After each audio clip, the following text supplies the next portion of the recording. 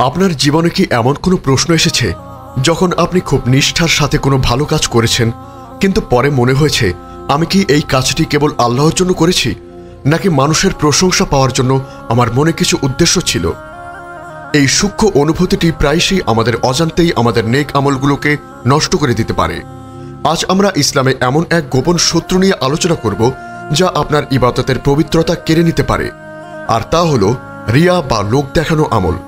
আজ আমরা জানব কিভাবে এই মারাত্মক ব্যাধি থেকে নিজেদের বাঁচিয়ে রাখা যায় এবং কিভাবে আমাদের প্রতিটি কাজকে একমাত্র আল্লাহর জন্য নিবেদন করা যায়, কোরআন, হাদিস এবং সালফে সালেহিনদের জীবন থেকে নেওয়া অমূল্য শিক্ষা নিয়ে। আসসালামু আলাইকুম রাহমাতুল্লাহ।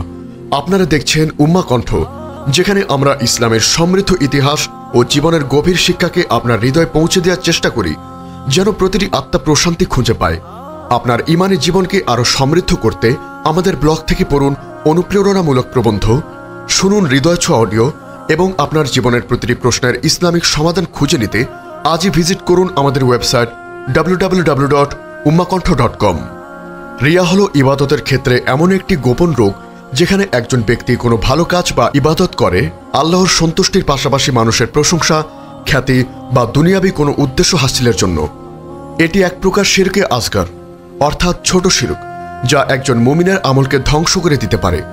আল্লাহ তাআলা পবিত্র কোরআনের সূরা কাহফের 110 নং আয়াতে বলেন, যে তার রবের সাক্ষাৎ লাভের আশা করে সে যেন সৎকর্ম করে এবং তার রবের ইবাদতে কাউকে শরিক না করে। এই আয়াতটি ইবাদতের ইখলাস অর্থাৎ একনিষ্ঠতা এর গুরুত্ব তুলে ধরে এবং রিয়া থেকে সতর্ক করে। রিয়া এতটাই সূক্ষ্ম যে রাসূল সাল্লাল্লাহু আলাইহি ওয়াসাল্লাম একে গোপন শিরক বলে অভিহিত করেছেন। রিয়ার ভয়াবহতা সম্পর্কে রাসূল সাল্লাল্লাহু আলাইহি ওয়াসাল্লাম উম্মতকে বারবার সতর্ক করেছেন। তিনি বলেছেন, কিয়ামতের দিন আল্লাহ তাআলা যখন মানুষের হিসাব নেবেন, তখন প্রথম যাদের বিচার করা হবে তাদের একজন হবে সেই ব্যক্তি যে আল্লাহর পথে শহীদ হয়েছিল। তাকে নিয়ে আসা হবে এবং আল্লাহ তাকে তার নিয়ামত স্মরণ করিয়ে দিবেন। সে স্বীকার করবে। অতঃপর আল্লাহ জিজ্ঞেস করবেন, তুমি এসবের বিনিময়ে কি করেছ? সে বলবে, আমি আপনার পথে শাহাদাত বরণ করেছি। তখন আল্লাহ বলবেন, তুমি মিথ্যে বলছ। তুমি তো চেয়েছিলে যেন তোমাকে বীর বলা হয়, আর তা তো বলা হয়েছে। এরপর সেই ব্যক্তিকে জাহান্নামে নিক্ষেপ করার নির্দেশ দেওয়া হবে। একইভাবে একজন আলেম এবং একজন সম্পদশালী দানশীল ব্যক্তিকেও আনা হবে, যারা মানুষের প্রশংসা পাওয়ার জন্য কাজ করেছিল, এবং তাদেরকেও জাহান্নামে নিক্ষেপ করা হবে। মুসলিম। এই হাদিসটি রিয়ার ভয়াবহ পরিণতি স্পষ্ট করে দেয়। এমনকি শাহাদাত, ইলম বা দানশীলতার মতো মহৎ কাজকেও রিয়া ধ্বংস করে দেয় এবং তা আল্লাহর কাছে মূল্যহীন হয়ে যায়। রিয়া থেকে বাঁচার জন্য সবচেয়ে গুরুত্বপূর্ণ বিষয় হল ইখলাস অর্থাৎ একনিষ্ঠতা। প্রতিটি আমল একমাত্র আল্লাহর সন্তুষ্টির উদ্দেশ্যে করা। আমরা যখন সালাত আদায় করি, সাদকা দেই, কোরআন তেলাওয়াত করি বা অন্য কোনো নেক কাজ করি, তখন আমাদের অন্তরকে পরীক্ষা করা উচিত। এই কাজটি আমি কেন করছি? এটি কি কেবল আল্লাহর জন্য, নাকি এর পেছনে মানুষ দেখা বা শোনার কোনো আকাঙ্ক্ষা আছে? যদি সামান্যতম মানুষের প্রশংসা পাওয়ার উদ্দেশ্য থাকে, তবে সেই আমলের সব কমে যাবে বা নষ্ট হয়ে যেতে পারে। সাহাবায়ে কেরামগণ রিয়া থেকে নিজেদের অত্যন্ত সতর্ক রাখতেন।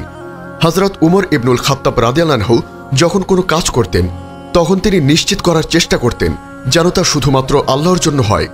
তিনি অনেক সময় গোপনে দান করতেন, যাতে কেউ জানতে না পারে। তার মতো মহান ব্যক্তিরাও রিয়া নিয়ে শঙ্কিত থাকতেন, কারণ তারা জানতেন যে এটি কতটা সূক্ষ্ম ও বিপজ্জনক। যখন আমরা মানুষের সামনে ভালো কাজ করার সুযোগ পাই, তখন এই মহান সাহাবীদের কথা স্মরণ করা উচিত। রিয়া থেকে বাঁচার একটি উপায় হল গোপনে আমল করা। যত বেশি সম্ভব নেক আমল গোপন করার চেষ্টা করা, বিশেষ করে সেই আমলগুলো যা লোকচক্ষুর আড়ালে করা যায়, যেমন রাতের বেলা সালাত আদায় করা, গোপনে দান করা, কোরআন তিলাওয়াত করা ইত্যাদি। রাসূল সাল্লাল্লাহু আলাইহি ওয়াসাল্লাম বলেছেন, আল্লাহ তাআলা 7 প্রকার মানুষকে আরশের ছায়া দান করবেন সেদিন, আর কোনো ছায়া থাকবে না। তাদের মধ্যে একজন সেই ব্যক্তি যে এমনভাবে দান করে যে তার ডান হাত কি দান করেছে তা বাম হাতও জানে না। বুখারী, মুসলিম। এই হাদিসটি গোপনে আমল করার ফজিলতকে তুলে ধরে। রিয়া থেকে বাঁচার আরেকটি উপায় হল আল্লাহর কাছে বেশি বেশি দোয়া করা। রাসূল সাল্লাল্লাহু আলাইহি ওয়াসাল্লাম নিজেই রিয়া থেকে আশ্রয় চেয়েছেন। একটি দোয়ায় তিনি বলেছেন, আল্লাহুম্মা ইন্নী আউযু বিকা মিন উশরিকা বিকা শাইইন ওয়া আনতা আ'লামু ওয়া আস্তাগফিরুকা লিমা লা আ'লামু। অর্থাৎ, হে আল্লাহ, আমি তোমার কাছে আশ্রয় চাই যেন জেনে বুঝে তোমার সাথে কাউকে শরিক না করি, আর যা না জেনে করি তার জন্য তোমার কাছে ক্ষমা চাই। আহমদ। এই দোয়াটি আমাদের শেখায় যে রিয়া এতটাই সূক্ষ্ম যে এটি আমাদের অজান্তেই ঢুকে পড়ে, তাই নিয়মিত এই দোয়া পড়া উচিত। যখন কোনো ইবাদত প্রকাশ্যে করতে হয়, যেমন জামাতে সালাত আদায়, হজ, তখন অন্তরকে পরিশুদ্ধ করার জন্য সচেতন থাকতে হবে। মনে মনে নিয়তকে একমাত্র আল্লাহর জন্য নিবেদন করতে হবে। মানুষের প্রশংসা বা সমালোচনায় প্রভাবিত না হয়ে আল্লাহর সন্তুষ্টিকে একমাত্র লক্ষ্য হিসাবে স্থির করতে হবে। ইবাদত করার সময় শুধু আল্লাহর বরত্ব ও তার বিনয়ের প্রকাশে মনোযোগ দিতে হবে। রিয়া হলো অন্তরের এক ব্যাধি, তাই এর চিকিৎসা শুরু হয় অন্তর থেকেই। আত্মপর্যালোচনা করা, নিজের নিয়তের হিসাব নেওয়া এবং আল্লাহর উপর ভরসা রাখা রিয়া থেকে মুক্তির জন্য অপরিহার্য। যখন আপনার মন মানুষের প্রশংসা পাওয়ার জন্য উন্মুক্ত হয়, তখন মনে রাখবেন মানুষের প্রশংসা সাময়িক, কিন্তু আল্লাহর সন্তুষ্টি চিরস্থায়ী। কিয়ামতের দিন যখন কোনো আশ্রয় থাকবে না, তখন একমাত্র আল্লাহ আমাদের সাহায্যকারী হবেন। ইখলাসের সাথে আমল করা আমাদের ঈমানকে শক্তিশালী করে এবং আল্লাহর সাথে আমাদের সম্পর্ককে গভীর করে। রিয়া থেকে মুক্ত থাকা মানে আল্লাহর প্রতি আমাদের ভালোবাসার প্রমাণ দেয়। এটি আমাদেরকে আখিরাতের সফলতার দিকে নিয়ে যায়, যেখানে আমাদের প্রতিটি ইখলাসপূর্ণ আমলের জন্য আল্লাহর উত্তম প্রতিদান দেবেন। হে আল্লাহ, হে অন্তর পরিবর্তনকারী, আমাদের অন্তরকে আপনার দ্বীনের উপর স্থির রাখুন। আমাদের রিয়া এবং গোপন শিরক থেকে রক্ষা করুন। আমাদের সকল ইবাদতকে আপনার সন্তুষ্টির জন্য একনিষ্ঠভাবে কবুল করুন এবং আমাদেরকে আপনার কাছে প্রিয় বান্দাদের অন্তর্ভুক্ত করুন। আমিন। আমাদের এই মহৎ বার্তা ছড়িয়ে দিতে এবং ইসলামের আলোকে প্রতিটি হৃদয় পৌঁছে দিতে অনুগ্রহ করে চ্যানেলটি সাবস্ক্রাইব করুন এবং বেল আইকনটি প্রেস করুন। আমাদের ফেসবুক পেজ ফলো করে উম্মা কণ্ঠ পরিবারের একজন সদস্য হয়ে যান।